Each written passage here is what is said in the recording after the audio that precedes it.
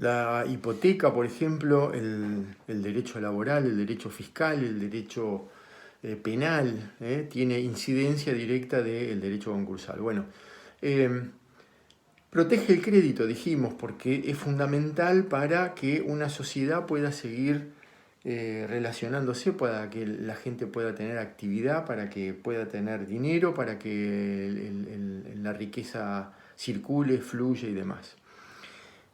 ¿Qué otros valores? Les diría que en el siguiente orden, ¿sí? Se protege primero al crédito, luego se protege a la empresa como conjunto de bienes que producen otros bienes y producen servicios.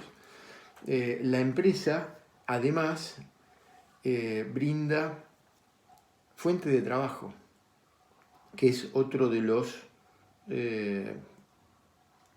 factores que la ley tiene en cuenta para su protección. La fuente de trabajo es fundamental, produce un vacío muy importante. Imaginen una fábrica de cientos de trabajadores que cierra, produce directamente un daño a sus familias, indirectamente a otras personas que viven de esa empresa. La idea del legislador, todo Estado, siempre protege al concurso preventivo para evitar la quiebra, porque es preferible una empresa viva que además sea un aportante fiscal en los tres niveles, en el nacional, el provincial y el municipal, antes que la desaparición del ente, de la empresa, del sujeto, porque genera un daño que es directo, que es indirecto, que es mediato, que es inmediato. Una cantidad de situaciones que, por supuesto, resultan indeseables. Así que, otro factor a tener en cuenta en la protección es la del trabajador. Y viene también, y fíjense a qué distancia estamos de protección, ahora sí vienen los acreedores en general. Porque cuando hablamos, por supuesto que los acreedores participan del primer concepto, que es el crédito en general. Por supuesto que cuando hablamos de un crédito laboral es un acreedor. Por supuesto que hablamos de las mismas personas que integran las otras categorías. Pero cuando hablamos de crédito, hablamos del crédito en general, no de un acreedor en particular. Cuando hablamos del crédito laboral como fuente de trabajo, no estamos hablando de un acreedor en particular laboral, sino la fuente de trabajo en general, la que permite que la empresa continúe. Estos conceptos tienen un fundamento también de carácter constitucional. Habrán visto ustedes en el libro de texto, en las guías que les hemos proporcionado ya en mi anterior charla, que existe un concepto, existe un mandato de carácter constitucional, porque el Estado Nacional se reserva, entre otros, en los dictados de los códigos de fondo, se reserva el dictado de la ley de bancarrotas, es decir, la ley de quiebras. ¿Por qué se dice ley de bancarrotas? Bueno, hay alguna explicación de carácter histórico, algunos dicen en la Feria de Salamanca, otros dicen que son en las ferias romanas. Aquel comerciante que ofreciendo sus productos en la plaza no honraba sus deudas, sus propios pares, el resto de los comerciantes, tomaban el banco en el que se sentaba este comerciante que no pagaba sus deudas, lo rompían y lo ponían sobre la tarima, sobre la mesa, para que el público en general y los pares vieran que había sido apartado porque no pagaba lo que correspondía. Entonces, la ley de bancarrotas, del banco roto, hace alusión a este sistema de autodefensa, digamos, de un grupo de comerciantes. No tiene nada que ver con el banco. La palabra bancarrota no tiene nada que ver con el banco como institución financiera. Estamos hablando del banquito en el que se sentaba el comerciante y que es excluido por su propia comunidad.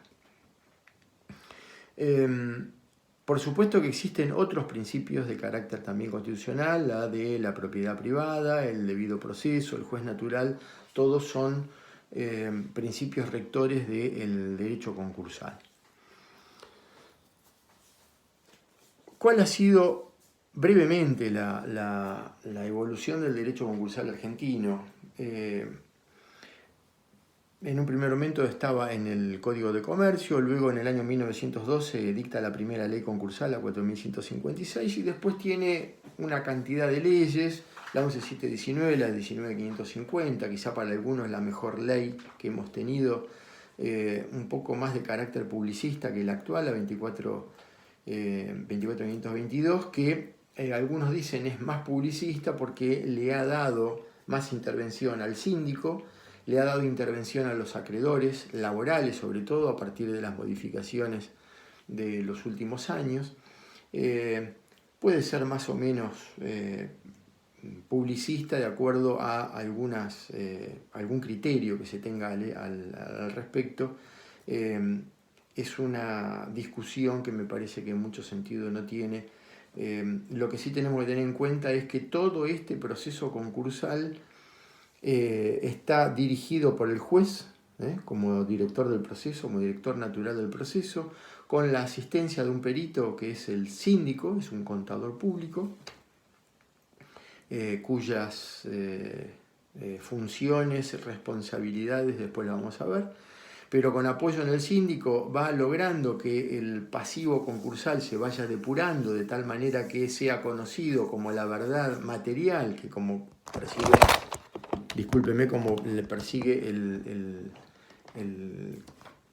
derecho penal, para que se conozca cuál es el verdadero pasivo, para que no existan pasivos espurios, que puedan torcer la voluntad de la mayoría de los acreedores. Entonces, de esta manera se va logrando un proceso que culminará con después de los informes individual y general, culminará con esa homologación del acuerdo del que hablamos anteriormente. Y si esto no se logra, entonces después iremos a otra etapa del proceso, porque es único, dividido en etapas. Hay un único proceso dividido en etapas. Uno es el concurso preventivo y ante su fracaso la quiebra, que venderá los bienes del deudor y su resultado será objeto de un informe final y un proyecto de distribución que le dará, conforme el orden de los privilegios, le dará lo que le corresponde a cada acreedor. Muy bien. En la bolilla 3 tenemos dividido la quiebra, el concurso preventivo y el concurso en caso de agrupamiento. Para hablar de la quiebra como institución, como